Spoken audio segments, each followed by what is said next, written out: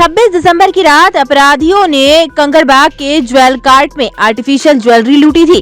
साथ ही वहां काम करने वाली सेल्स गर्ल खुशबू के पति मनीष कुमार की गोली मारकर हत्या कर दी थी। वारदात के तीसरे दिन पटना पुलिस ने इस कांड का खुलासा कर दिया। कुल 3 अपराधी पकड़े गए हैं, इनमें 2 सगे भाई भी शामिल हैं। गिरफ्तार अपराधियों ने धनरुआ का रहने वाला शंकर और गणेश, ये दोनों सगे भाई हैं। इनका तीसरा साथी कन्हैया उर्फ शाहरुख है, जो कि नवादा का रहने वाला है। तीनों को कंकड़बाग इलाके से ही पकड़ा गया है।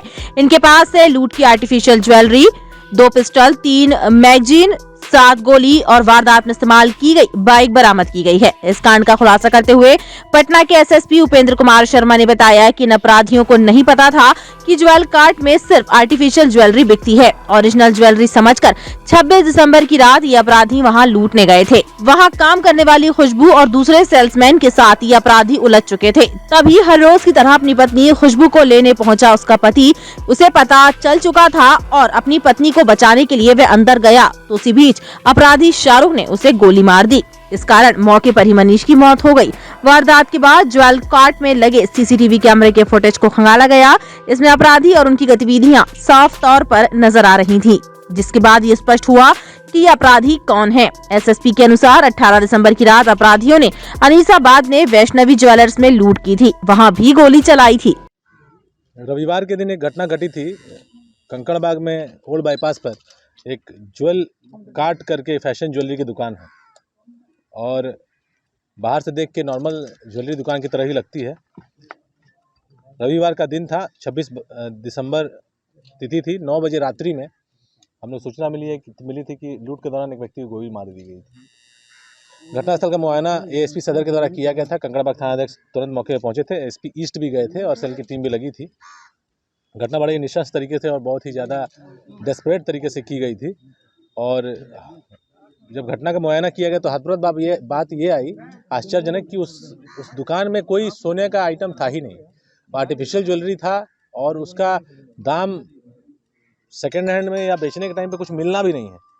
इससे लगा कि ये जो अपराधी इसमें सम्मिलित हैं उनका होमवर्क भी बहुत कमज़ोर है और उनको जानकारी भी इस क्षेत्र की कम है, जिसकी वजह से उन लोगों ने ऐसी घटना कर दी कि जो भी सम्मिलित अपराधकर्मी थे सबको हम लोगों ने अरेस्ट किया और जितना भी इसमें सामान लूटा गया था वो सब बरामद हुआ। वैष्णवी ज्वेलर्स का भी सामान बरामद हुआ और जो ज्वेल कार्ट का था सामान, वो सारा का सारा सामान आप लोगों के सामने है। और ये आर्टिफिशियल ज्वेलरी है, ये सब हम लोगों ने बरामद किया। ये लोग यंग क्रिमिनल्स हैं लेकिन बहुत डेस्परेट हैं। इनका पुराना इतिहास भी बहुत ही सुसज्जित है। इसमें 2018 में आप लोगों को ध्यान होगा, आप लोग पहले से यहाँ कार्यरत हैं, कंकड़बाग में ही एक सिपाही पे क्विक मोबाइल पे गोली चली थी। अगेन वो यही लड़का था। उस केस के बाद ये लोग जेल गए थे तो लगभग 40 महीने के बाद ये लोग जेल से निकले हैं। जेल से निकले भी दिसंबर में ही है। कोई दुर्गा पूजा में, दिवाली में निकला है, कोई दिसंबर में निकला। पिछले 1 महीने के दौरान निकले हैं और निकलने के बाद 18 को पहली घटना, 21 को दूसरी घटना और 26 को तीसरी घटना। 7 दिन में 3 घटना। तो इनका पकड़ना एक बहुत ज़रूरी हो गया था। इसके लिए हम लोगों ने पूरी ताकत से इनके पीछे कार्रवाई की थी। इसमें कंकड़बाग थाना अध्यक्ष ने उल्लेखनीय कार्य किया है और एएसपी सदर ने भी बहुत ही त्वरित गति से इसमें अनुश्रवण करते हुए कार्रवाई कराई है। विदिन 24 आवर्स ज्वेल कार्ट के उद्भेदन की वजह से तीनों केसेस का उद्भेदन हुआ और कम से कम जो डेस्परेशन से जो क्राइम ये कर रहे थे इस पर लगाम लग गई। नहीं तो अदरवाइज ये लोग नए साल आते आते और भी ये घटना कर सकते थे। जो घटनाक्रम हुआ था उसमें घटना में जो दुकान है उसके जो सेल्समैन हैं और वहाँ पे एक सेल्स गर्ल भी थी, उन लोगों के साथ ये घटना हो रही थी। उसी दौरान जो मृतक हैं, क्योंकि उनकी पत्नी सेल्स गर्ल है, तो वो आ रहे थे उनको ले जाने के लिए। उनका रोज़ाना का ये टाइम टेबल था कि रात में 8:30-9 बजे के आसपास आते थे और वहाँ से उनको लेके जाते थे। चूँकि लुटेरे पहले से दुकान में थे और ये अनायास अपनी पत्नी को लेने के लिए दुकान में घुसे तो उनको ऐसा लगा कि इन पर अटैक हो गया है, इन पर धावा बोल दिया गया है और ये पकड़े जाएंगे। उसी दौरान गोली चला दी गई और उसमें उनकी हत्या हो गई। मौके पर ही उनकी मृत्यु हो गई थी। बाद में जो कार्रवाई हुई आप लोगों के सामने है।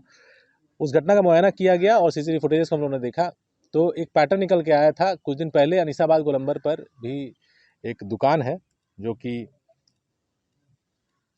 वैष्णवी ज्वेलर्स, वहाँ पर 18 तारीख को, शनिवार का दिन था, वो शाम में लगभग 8:30 बजे इसी तरह से घटना घटी थी। हड़बड़ाहट में, डेस्परेशन में वहाँ भी गोली फायरिंग हुई थी और वेशभूषा से, ड्रेस के पहनावे से और हालचाल से, हुलिया से ये आइडेंटिफाई हुआ कि ये वही दोनों अपराधी यहाँ पे भी कार्रवाई कर रहे हैं।